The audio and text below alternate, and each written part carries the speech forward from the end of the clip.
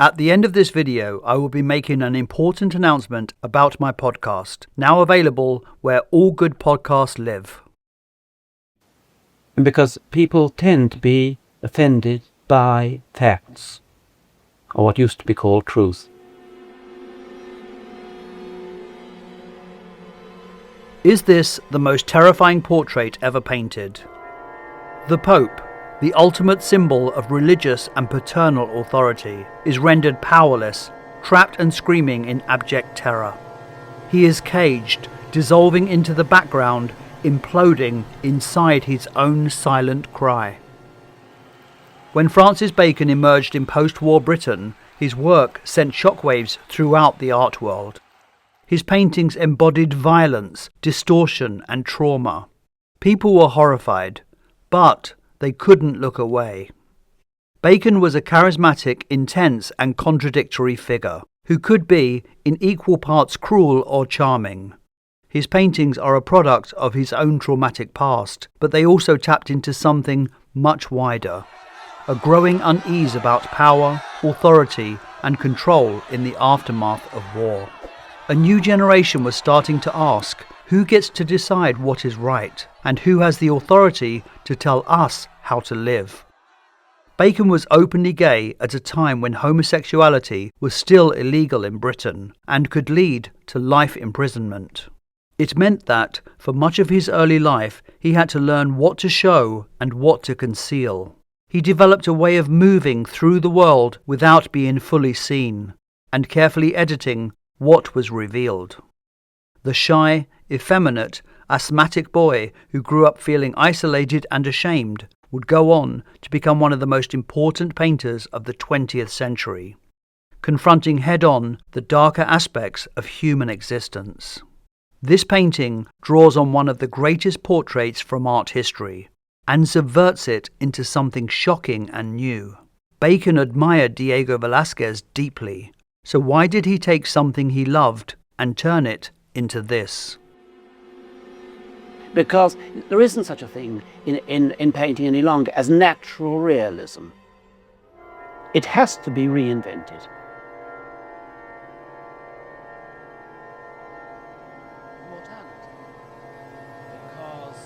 The more violently, more strongly you feel about life, the more strongly you must be aware of death. Francis Bacon was born in Dublin, Ireland in 1909 to wealthy English parents, part of a Protestant Anglo-Irish family living within a predominantly Catholic country. It placed him, from the beginning, slightly out of step with his surroundings, part of a ruling class that was already beginning to feel historically unstable.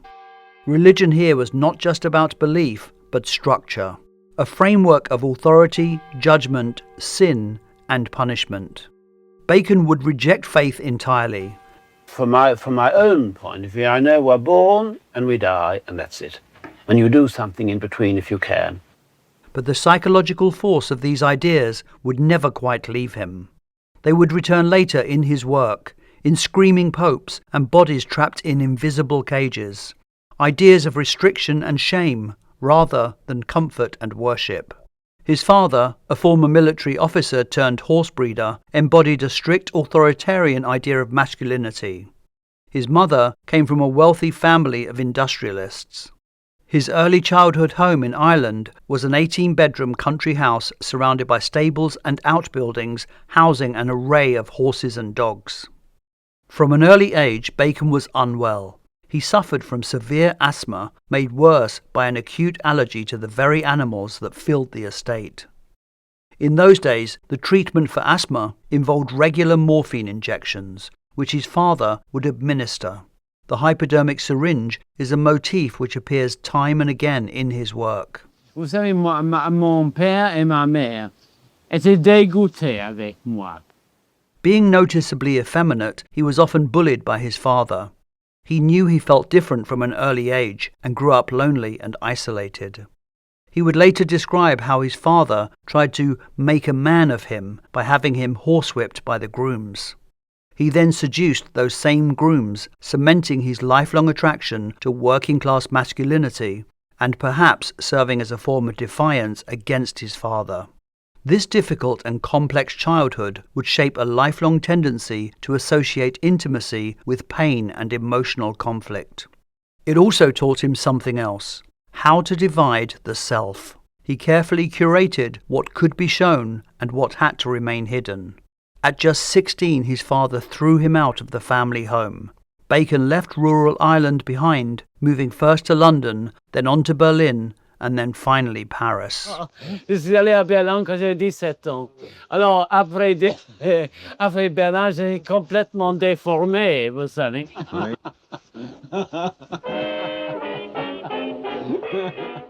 When Bacon arrived in Berlin in 1927, it was at the height of the Weimar era, defined by an explosion of cultural and intellectual creativity. Berlin was a centre of modernism, experimental art and cinema.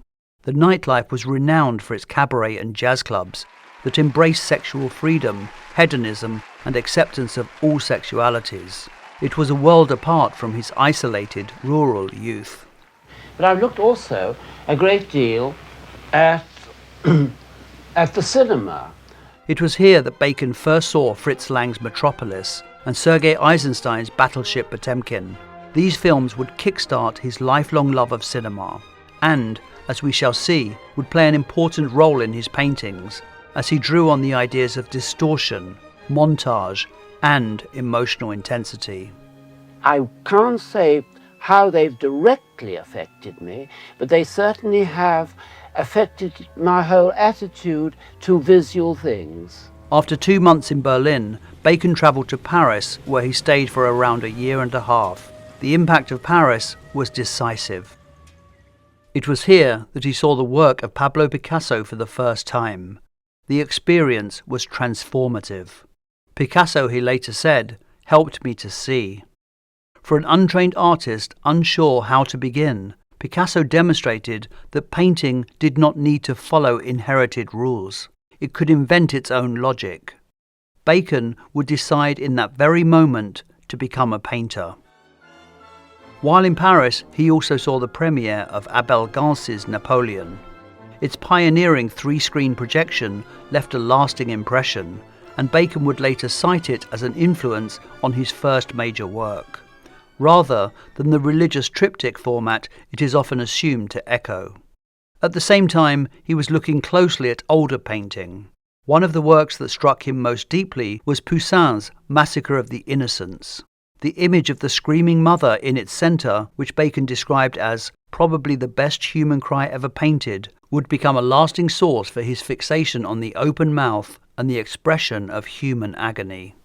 And I've always hoped, in a sense, to be able to paint the mouth like Monet painted a sunset.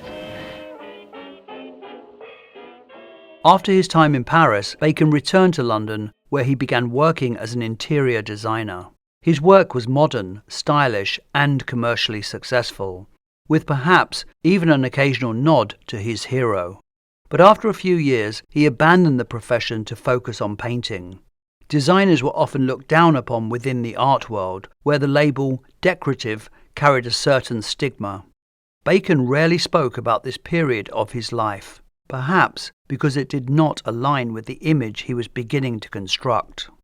Despite hiding his career as an interior designer, art historians have traced connections between this early interiors work and his subsequent painting, not least in his use of the space frame, an architectural framing device he would become known for, as well as the chrome tubular frames used in his furniture design that we also find present in many of his paintings.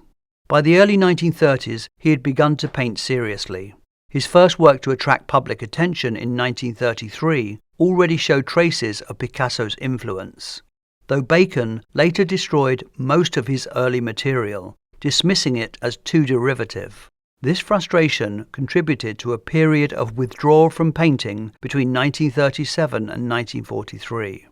When he returned, it was with a new intensity. The breakthrough came in 1944 with 3 studies for figures at the base of a crucifixion, a work that still carries echoes of the biomorphic forms he had first encountered in Picasso's work back in Paris in 1927. And I always remember one of the usual bitchy critics to me said, why bother to do things like that when it's already been done by Picasso? Looking back, those formative years in Berlin and Paris had given Bacon his visual language. From cinema came the cropping, distortion and sense of movement. From Picasso, the permission to reinvent form. From Poussin, the raw expression of human anguish. As he developed, he would also turn increasingly to photography and film stills as working tools, testing, repeating, and distorting poses before translating them into paint, as if each canvas were a frame pulled from an unseen film. Whatever way you like to put it, because I do, in fact, find photographs much less inhibiting than having the subject sitting there before me. Early on, Bacon was very wary about revealing his methods and inspiration, perhaps because he didn't go to art school and lacked any formal training. He didn't like to discuss his extensive use of photographic images, and instead promoted the idea that the distorted portraits and deformed nudes he painted came about by chance or accident. In the 1940s, this was more than just artistic myth-making. Working directly from photographs was not widely accepted as a serious painterly practice. Painting was still expected to be rooted in observation, memory, or imagination. Photography was seen as mechanical, even suspect. To admit reliance on it risked undermining the idea of the painter as an original creator. After his death in 1992, the reality became impossible to ignore. Thousands of photographic images, littered across the floor ankle deep, were discovered in his chaotic studio, a space so disorderly it felt less like a workplace and more like a physical extension of his mind. I feel at home here in this chaos, because also chaos suggests images to me. In those piles lay the visual archive that fed his paintings, revealing far more about his process than he ever admitted. We can see a pattern emerging, where he would often conceal things that didn't fit his agenda, in his methods, his influences, and even aspects of his identity. Using photographs wasn't new. Artists like Degas had used photography decades before as inspiration for composing and formulating paintings. And as we saw in my video of Egon Schiele, artists had used found images, in Schiele's case from medical journals, as inspiration for paintings as well. Bacon didn't simply replicate photographs, he cut out and cropped images, folding, tearing and distorting his sources and really making them his own. Ideas were extracted, altered and inserted into larger compositions, and we should look to this source material as equivalent to traditional artist preliminary drawings or sketches. More often than not, the photos he left in huge messy piles on his studio floor were just naturally distorted by careless handling, paint spills, scratches and rips, and they would ultimately disintegrate.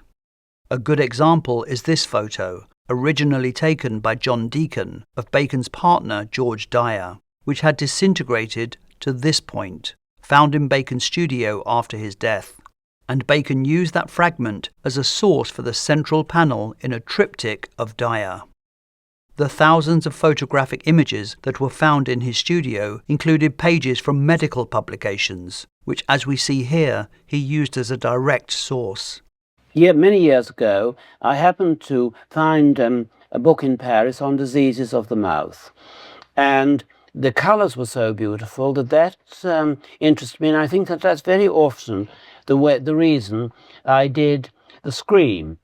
Also, boxing magazines, the Beefcake magazine Physique Pictorial, newspaper clippings, film stills, and images of dictators.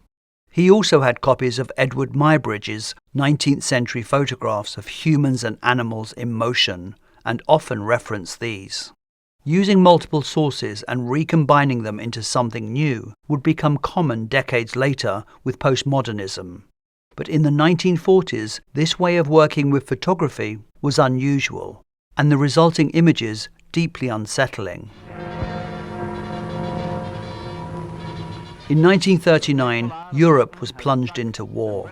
6 years of conflict followed, with millions of deaths.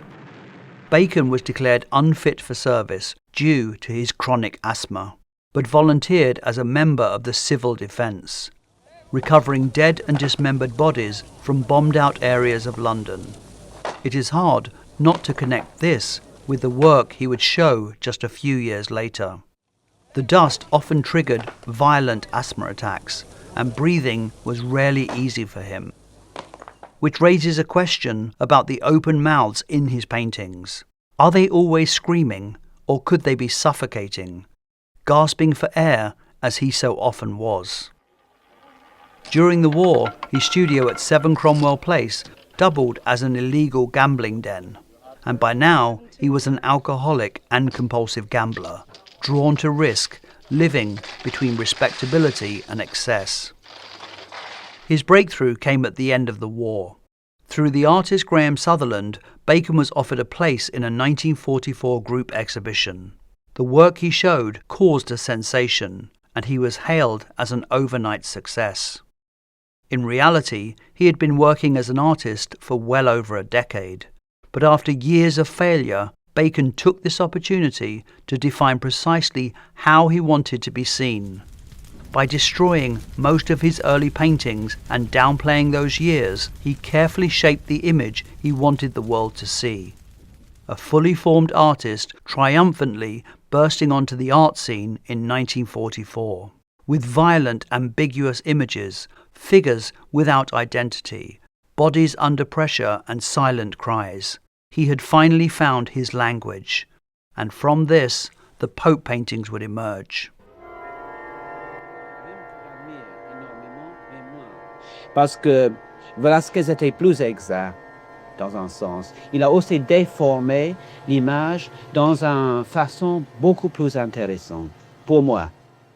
Diego Velázquez was one of the most influential painters of all time, and a favourite of Bacon's. His portrait of Pope Innocent X is widely considered one of the greatest ever made, its brushwork perfectly capturing the piercing gaze of a shrewd, unflinching man. When it was finished, the Pope is said to have exclaimed, "È troppo vero," it's too true. Its truth, which disturbed the Pope, lies not just in its likeness, but what it represents. The Pope as the ultimate symbol of religious and political power. When Bacon referenced this image, he paid homage to its brilliance, but also dismantled that authority, stripping it of its certainty and control. Vous savez, mon père et ma mère étaient dégoûtés avec moi. Quand j'avais 16 ans. Bacon's study after Velázquez was one of a large series in which the artist returned obsessively to the image of the Pope. Around 45 works in total reference Velázquez's original. Bacon's first Pope painting appeared just 2 years after his 1944 breakthrough. Though untitled, it later became known as Landscape with Pope/Dictator, establishing a theme he would revisit for decades. It may also reflect the figure of Pope Pius XII, whose silence during the Holocaust cast a long shadow over the Church. The first major work is Head 6. Here, the Pope no longer commands. He sits enclosed within cage-like lines. Bacon's space frames. Across the series, the pattern repeats. The Pope, once the embodiment of absolute power, is trapped and vulnerable. The open mouth, frozen somewhere between a scream and a silence, becomes a reoccurring motif. In the aftermath of the war, power itself had come under suspicion. Figures who once seemed untouchable were now seen as fragile, even absurd. But for Bacon, the Pope was never just a symbol of institutional power. He was also something more personal. Raised under a domineering and often hostile father, Bacon grew up in the shadow of an authority he both feared and resisted. In this sense, the Pope becomes the ultimate father figure, not just the head of the Church, but a projection of absolute patriarchal control. And in Bacon's hands, that figure is systematically dismantled. Bacon's popes are no longer individuals. They are images of authority under pressure, and unable to hold their form. What we are witnessing is not simply a critique of power in a post-World War, but something closer to an act of psychological exposure, the unmaking of the Father. My life is a reflection of my work is a reflection of my life. When Bacon painted this work, he had never seen Velázquez's original in real life. He knew it only through a black and white photograph. Even when he travelled to Rome in 1954, he chose not to see it. When you were in Rome, you went to see the Velázquez, the Innocent. No, I didn't. You never went? No. This wasn't just practical, it was deliberate. To see the original would have meant facing its power directly. Instead, Bacon kept it at a distance, flattened, mediated, and already transformed through reproduction. What he worked from was not the painting itself, but an image of it, a copy of a copy. And what he creates is not a variation, but a deconstruction. The reds of the robes become deep purple, dissolving into darkness. The pose remains, but everything else has shifted. All dignity is stripped away. The Pope grips his throne as if he is holding on for dear life. While the golden framework around him no longer supports, it confines. It reads less like a throne and more like a cage, even an electric chair. These structures do not simply contain the figure, they redefine him. The Pope is not trapped in a room, but within a system. Power itself has become a prison. The space around him begins to collapse. Vertical lines cut through the image, flattening it, disrupting depth, confusing foreground and background. In this painting, Bacon's interest in cinema becomes crucial. The face of the Pope draws directly on a film still from Battleship Potemkin. The metal-rimmed glasses and the screaming mouth of the nurse on the Odessa steps are transferred onto the Pope. He also drew from found images of dictators. Everything leads back to the mouth.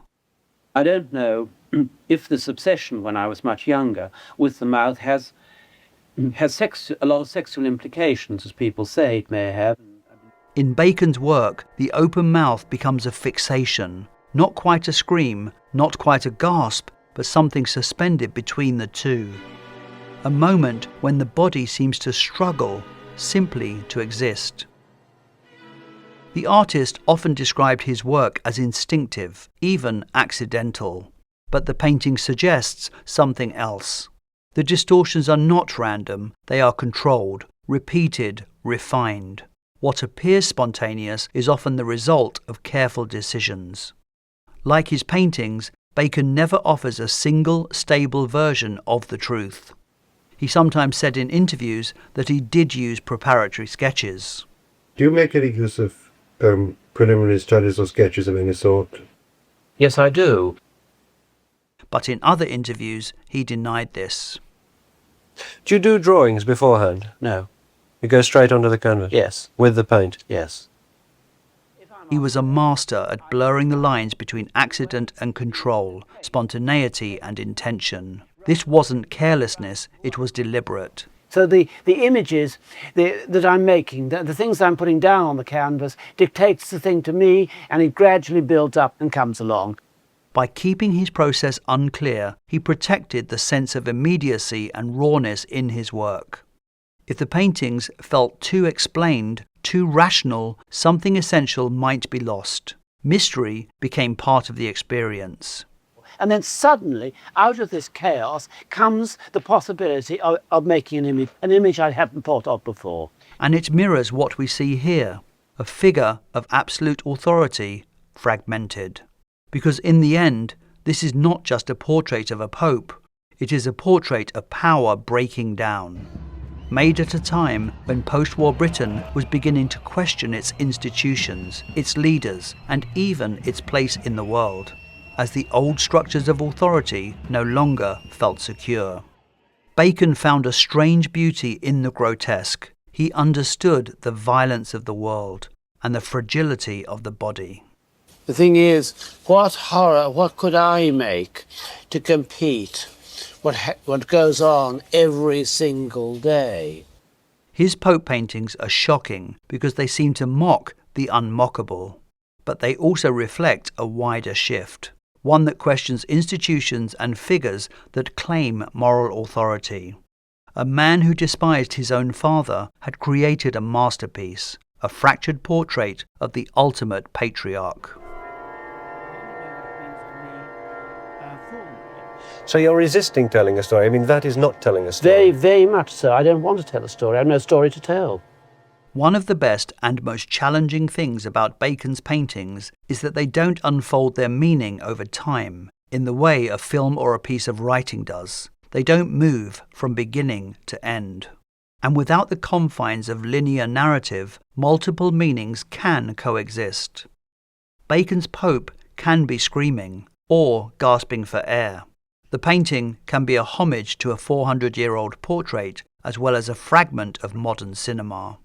It can reveal a deep distrust of authority and the impulse to tear it down. Or it can be something more personal, a response to violence, shame, or rejection. I couldn't tell you. I have to ask Freud. As we all try to exist in a world of multiple, often conflicting truths, we find ourselves returning to the same questions of alienation, identity, truth and reality.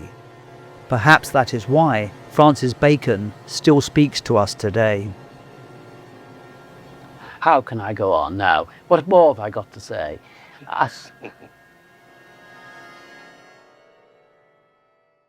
Right, James, we ready? Yeah, let's go. Viewers of this channel have asked me for years about doing a podcast, and finally, here it is. Leslie Primo and I take on art as it really is. What you're looking at, how it works, who decides what matters, and why it was made. Big ideas made clear and entertaining. This is a podcast about class, about artists from working class backgrounds, or connected with working class backgrounds, because great art isn't obscure. It's just often badly explained. I want people to be able to be in front of a painting and say that they absolutely hate it and they're going to tell me why. And this is a podcast about seeing clearly. Today we are here to talk about J.M.W. Turner, David Hockney, American artist Faith Ringgold, Michelangelo. Lawrence Stephen Lowry. Available at all the usual places as well as on the YouTube channel Primo and Payne. All links in the description below. Thank you.